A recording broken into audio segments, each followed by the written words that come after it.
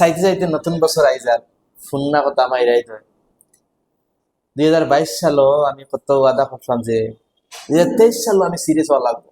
life নিয়ে কিচ্ছু একটা করতে লাগবো পারলাম না